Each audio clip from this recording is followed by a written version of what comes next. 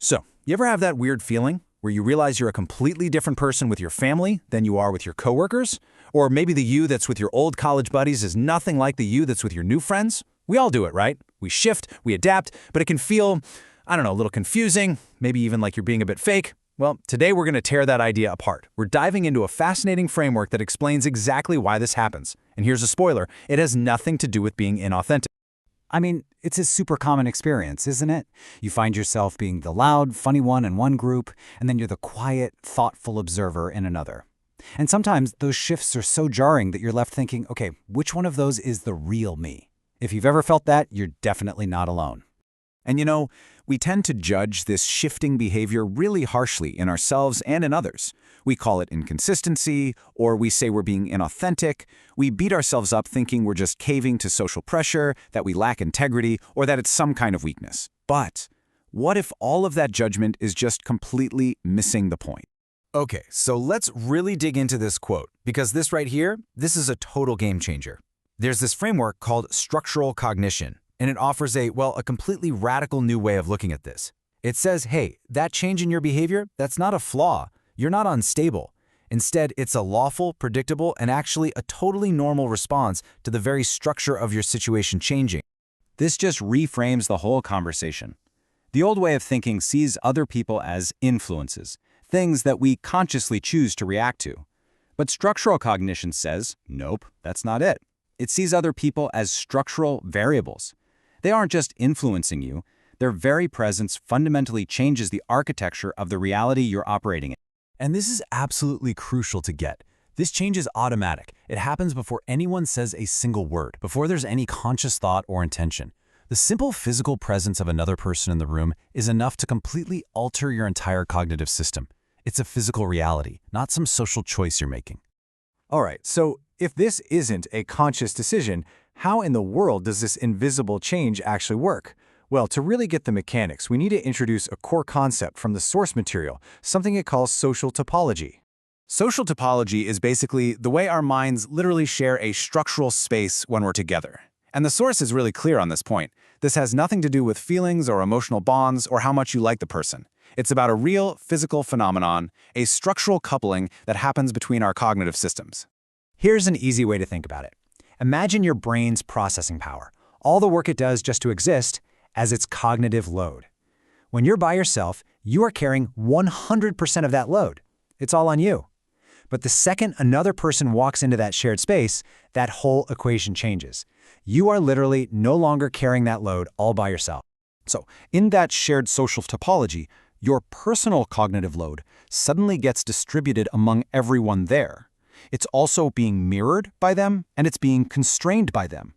Their presence physically alters the amount and type of work your brain has to do just to process the world and stay stable. Now, this is where it gets even more interesting. This whole sharing of cognitive load kicks off another key mechanism, something the source material refers to as identity compression. So what on earth is identity compression? Well, it's an unconscious process where your identity actually simplifies to make the whole social interaction more efficient and predictable for everyone. The number of roles you could play narrows way down. It's not about being fake, it's your system's way of cutting down the ambiguity so everyone can coexist without everything being chaotic. Which, of course, brings us right back to the central mystery, right? We get the what, the shared load, the identity compression, but why does it all happen on its own, without us ever making a conscious decision to act differently? Here's how it breaks down step by step. First, someone walks in the room, boom, the social topology changes. That instantly changes which neurological pathways are even available for your behavior. What your brain considers coherent or correct shifts. And as a result, a different behavior doesn't just feel easier, it becomes the only structurally viable option for your system in that moment. And this framework just perfectly explains one side of this whole puzzle, those behaviors that only seem to pop up when you're around specific people. You know, maybe you're only really assertive in that one weekly meeting, or you only feel truly creative when you're with that one particular friend.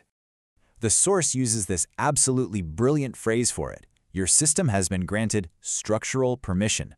Think about it. Maybe being super assertive is just too cognitively expensive for your brain to handle when you're on your own. It takes too much energy. But now, in this shared space, with the cognitive load spread out, suddenly the conditions are perfect. Your system finally has the green light to run that program. Okay, But what about the flip side? What about those habits or thoughts or ways of being that feel completely natural when you're by yourself, but they just poof, vanish the second somebody else shows up? The explanation here is just as powerful, just in reverse. That behavior isn't being hidden or consciously squashed down. It is simply no longer supported by the new structure.